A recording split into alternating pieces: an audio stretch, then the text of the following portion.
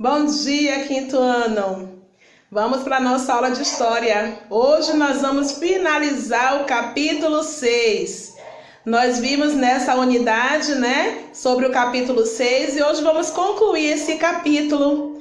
A nossa aula está entre as páginas 258 e 259.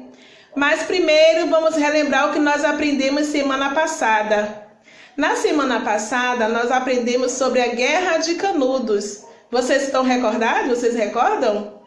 Foi um conflito que ocorreu entre os camponeses pobres, que viviam na comunidade de Canudos, contra os grandes proprietários rurais, que exploravam a mão de obra dos camponeses.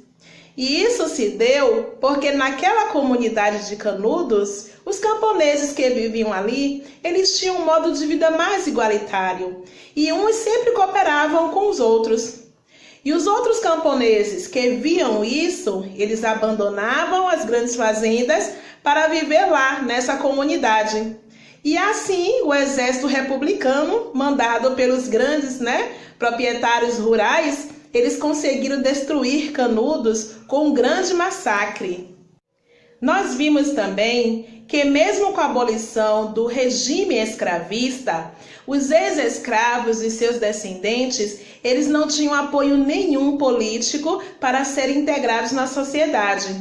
Por isso, eles sofriam muito preconceitos e realizavam trabalhos informais para se manter, além da formação de redes de solidariedade.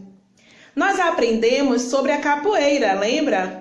Que houve um período em que aqueles que fossem pegos praticando a capoeira eram presos, porque era proibido por lei. Mas o preconceito foi diminuindo com o passar dos anos.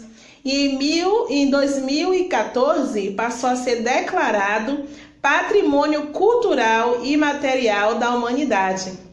Hoje nós vamos conhecer as reformas que o Rio de Janeiro passou no início do século XX.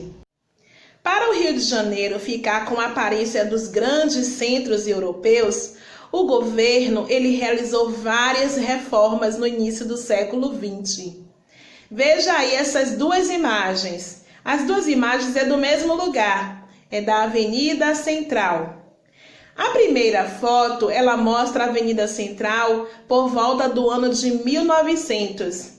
Veja aí que existe muitos entulhos aí do lado esquerdo.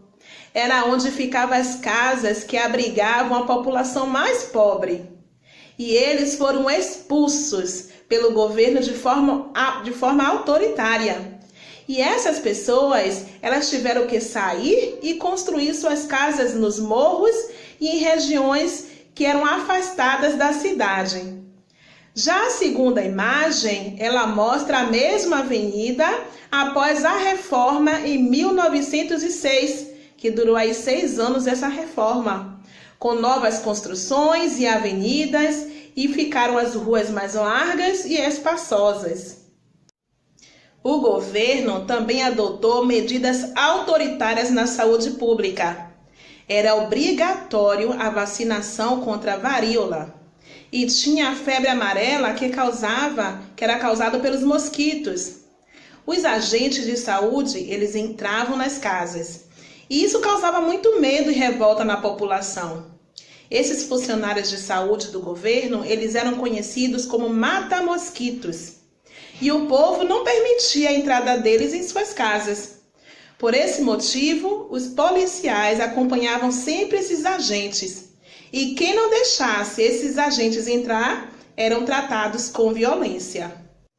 E com toda essa medida adotada pelo governo, surgiu um movimento contra essas atitudes do governo conhecida como a Revolta da Vacina, onde a população e as tropas da polícia entraram em conflitos por 4 dias.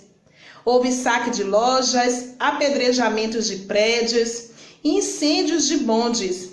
Muitos revoltosos eles foram presos, mas com toda essa revolta, as vacinas deixou de ser obrigatória. Agora vamos exercitar o que nós aprendemos na aula de história de hoje? A atividade está na página 260. Estarei aguardando a resposta da atividade de vocês. Até a próxima aula de história.